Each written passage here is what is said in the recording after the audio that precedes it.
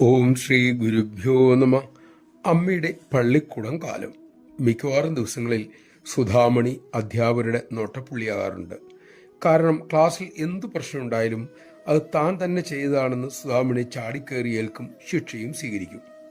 പലപ്പോഴും ഇത് ആവർത്തിച്ചപ്പോൾ അധ്യാപകർക്ക് സംശയമായി. കാരണം ആ ബാലികയുടെ സ്വഭാവം വെച്ച് അനുസരണക്കേട് കാണിക്കുന്ന പ്രകൃതമല്ല. അധ്യാപികമാർ അതേക്കുറിച്ച് സഹപാഠികളോട് തിരക്കി. കുട്ടികൾ പറഞ്ഞു, സുധാമണിയല്ല പ്രശ്നമുണ്ടാക്കിയത്, ഞങ്ങളാ. പക്ഷെ സുധാമണി അത് സ്വയം ഏക്കുന്നതാണ്. ടീച്ചേഴ്സ് റൂമിലേക്ക് സുധാമണിയെ വിളിപ്പിച്ച് അധ്യാപകർ സംസാരിച്ചു. ഒരധ്യാപിക ചോദിച്ചു, നീ എന്തിനാ കുട്ടി മറ്റുള്ളവരുടെ തെറ്റുകൾ ഏറ്റെടുത്ത് ശിക്ഷ വാങ്ങുന്നത്, വേദനിക്കുന്നത്?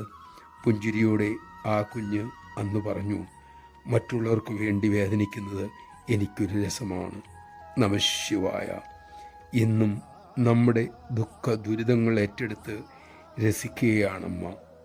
മക്കളുടെ ആനന്ദത്തിന് വേണ്ടി ദുഃഖം ഏറ്റെടുക്കുകയാണമ്മ. ആ കാരുണ്യത്തോടുള്ള കടം വീട്ടാൻ നമുക്കമ്മയുടെ നല്ല മക്കളാകാൻ ശ്രമിക്കാം.